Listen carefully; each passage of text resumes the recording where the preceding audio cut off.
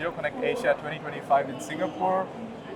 You probably hear a lot of activity in the background as well. It's been a busy morning, it's been a busy afternoon so far. We're doing a couple of different interviews with very interesting people and an old friend, Scott from OGC. Scott, thanks for having the time.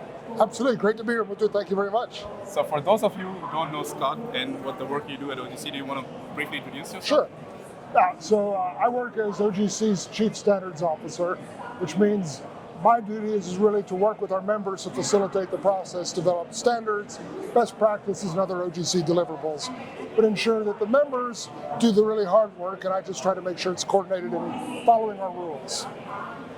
You make it sound rather simple. Yeah, and it's fun. Yeah. So, we're in APAC.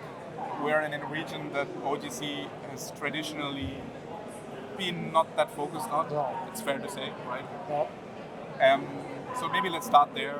Is APAC a market where you are focusing on? Is it a region where you believe that you need to get more active in? Yes, so we actually find our fastest growth now is in the APAC region in just very recent years, and it's due to a concerted effort here in Singapore to work with the Southeast Asian nations, growth in our China forum, so we have quite a few members in China, and really good collaboration amongst the APAC nations, as well as our North American and European members. And we found that there's really, I think, some excellent technology in this region, particularly coming out of the universities. And so I probably see more growth in university membership here than anything. But we've had a long-standing relationship with Singapore Land Authority. They've helped host meetings here, bring us to the table to a lot of discussions, and we see that bearing fruit now. So let's shift focus from the membership and the growth in the region to what are your priorities? I mean, what are the projects, what are the topics that you're working on in APAC?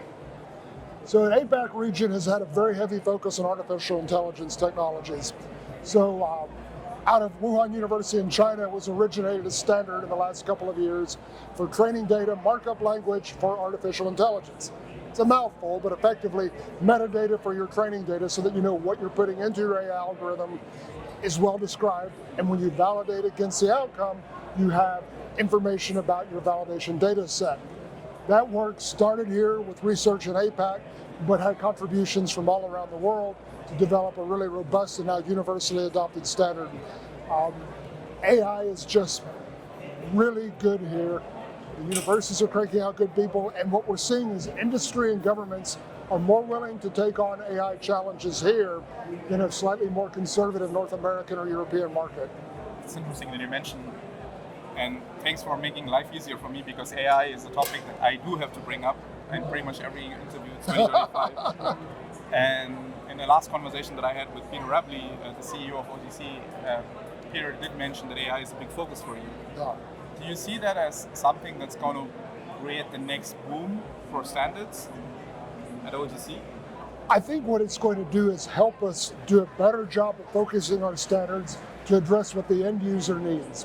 So historically, there's been a lot of academic, we know best, we're part of the community, we're going to write a standard to help pull you along with us.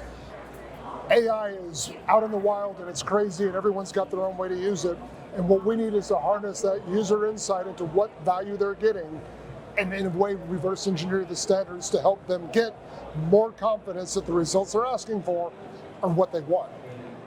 Standards are always a tricky thing, right? If you standardize something too early, you tend to stifle innovation. Right. You don't standardize things, then you end up having multiple solutions that are then not cost effective and don't help you to scale. So you find yourself always in a weird, difficult situation. Yeah. And we're also talking about a region that's growing massively. Yeah. So how do you see the role of OGC in Asia Pacific? Who do you think are your natural partners? Who is more difficult organizations to convince? Any insights on how the journey has been so far? So far, we've been finding really good partnership. Again, a lot of university engagement, a lot of research institutes, primarily because they are doing some cutting edge work and seem to have perhaps a slightly better acceptance by their respective national governments for their outcomes as something that's fieldable and usable right away. We have not had as much engagement with the private sector in the region, which is a bit of a shame. We'd like to see more of that occurring. But then we have sort of our regional heavyweights like Singapore Land Authority and Singapore's Maritime and Port Authority collectively working to solve problems that they need solved, but with international perspective. This concept of connecting land and sea. How do you integrate your topography and your bathymetry so that you have really detailed models of what's happening with climate change and increased flooding risk? And so research, solving human needs seems to be really, really important here in this region, perhaps more than anywhere else we work right now. I appreciate the fact that you are open about the fact that you're having challenges with the private sector in the region. And some of the conversations that I've had kind of reflect your observation. And there is this observation that they tend to look at OGC, and by the way, congratulations on your 30th anniversary, as an organization that's more a traditional geospatial standards organization. They don't see themselves as a geospatial company, but rather as a company that just happens to do mapping. Yes. How do you tackle some of those image challenges? The image, if we can defend the image with good work, maybe we'll start to tackle it.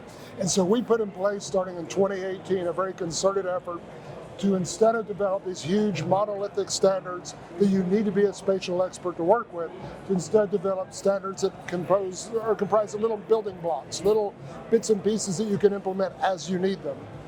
And recognizing fully that the average person implementing a GIS software now doesn't know anything about the G.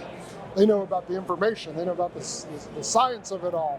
How do we ensure that the G is not your problem? Here's this little piece, take it, go work with it, here's some sample code, and run with it. And if I think we've developed that foundation, what we don't yet have is the credibility that it's solving the market needs, and that's where we really have to focus our efforts.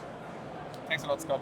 You do also do a wonderful job of communication, so maybe you also have that portfolio. I have to keep doing it, yeah. It's been a pleasure. Thanks a lot. I hope you have the best time at Geo Connect. Thank you so much for your time. Yeah, this is great.